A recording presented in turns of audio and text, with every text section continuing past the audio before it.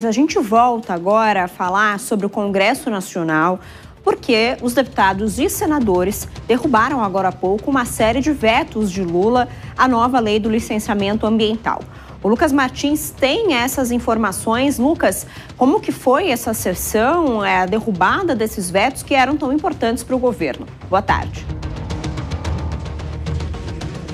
Olá, Vitória. Muito boa tarde para você, Márcia, a todos que nos acompanham ao vivo no tempo real. Olha só, nós falamos ao vivo aqui do Senado Federal, onde a gente segue acompanhando toda a movimentação da votação que acontece aqui no Congresso Nacional em relação a esses vetos presidenciais que foram apresentados pelo presidente Lula, com destaque, é claro, do veto ao licenciamento ambiental. O Senado derrubou integralmente 24 dos 63 vetos de Lula ao licenciamento ambiental. Essa decisão é vista como uma derrota expressiva para o Planalto, que havia feito inclusive um apelo às vésperas para manter trechos barrados.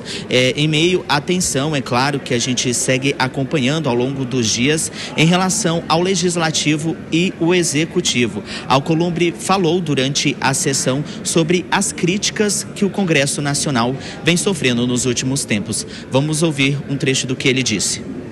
Nos últimos dias, esta presidência tem sido alvo de críticas pela decisão de incluir na pauta desta sessão do Congresso Nacional o veto número 29 de 2025, aposto ao PL do licenciamento ambiental.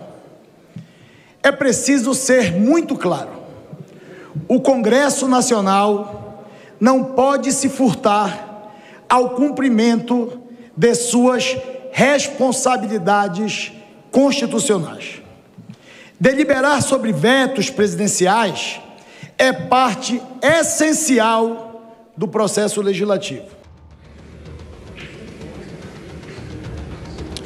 Pois é, Vitória, olha só, 28 do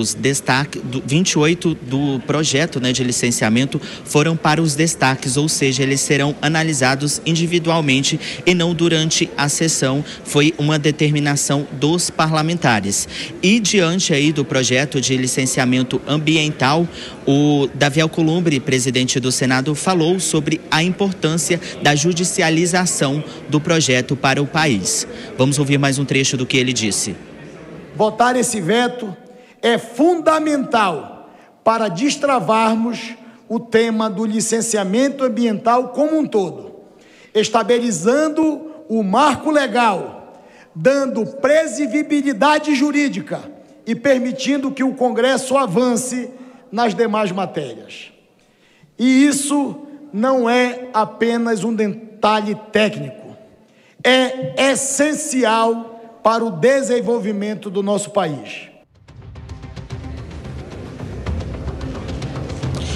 Pois é, Vitória, olha só, nós seguimos, é claro, acompanhando toda essa repercussão aqui e a movimentação da votação desses vetos. Isso porque a sessão deve durar ao longo da tarde. A gente, é claro, segue acompanhando durante todo o dia para trazer as atualizações para a nossa audiência em tempo real. Volto com vocês, Márcia e Vitória.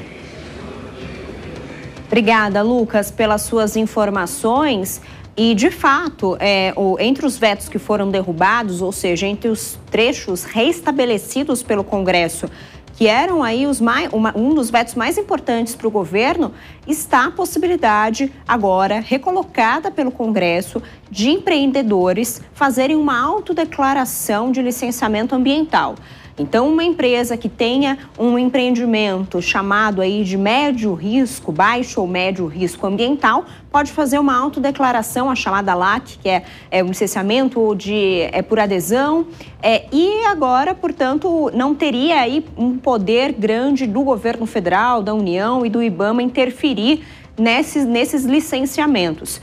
Agora, outro ponto também que a gente destaca, que foi derrubado o veto, é a retomada de um trecho que torna desnecessária a autorização ou então a análise, pelo menos, de comunidades indígenas e quilombolas quando os empreendimentos forem nessas áreas. Esses são um dos trechos mais polêmicos que o governo tinha vetado e que agora, portanto, o Congresso retoma.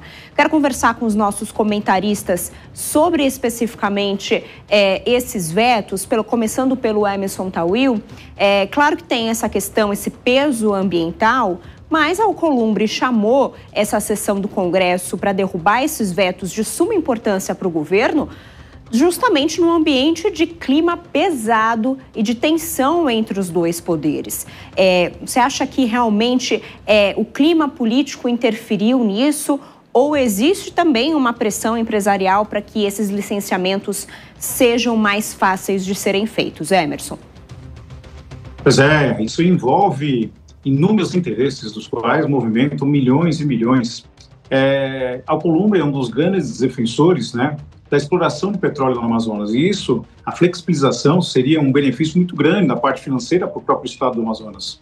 Então, isso faz parte desse contexto. Atrelado a isso também, toda a arquitetura que nós acabamos de falar, a própria indicação do Jorge Messias, tudo isso estaria atrelado para fazer uma pressão contra o governo.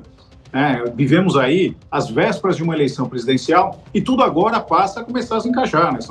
São placas tectônicas políticas que estão ali, estavam afastadas e agora começam a tentar se aglomerar de uma melhor forma para cada um. E aí, cada qual vai puxar a brasa para sua sardinha como bem entender. E a política faz isso, não tem jeito.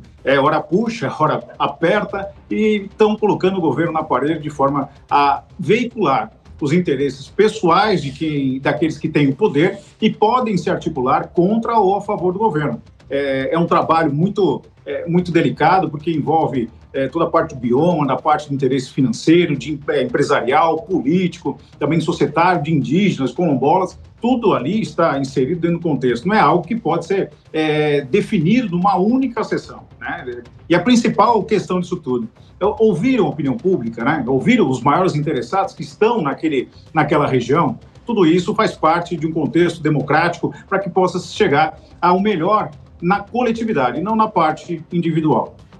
O que poucas vezes acontece, né, Emerson, aqui no nosso país. O Henrique Kriegner também, eu quero te chamar para essa conversa.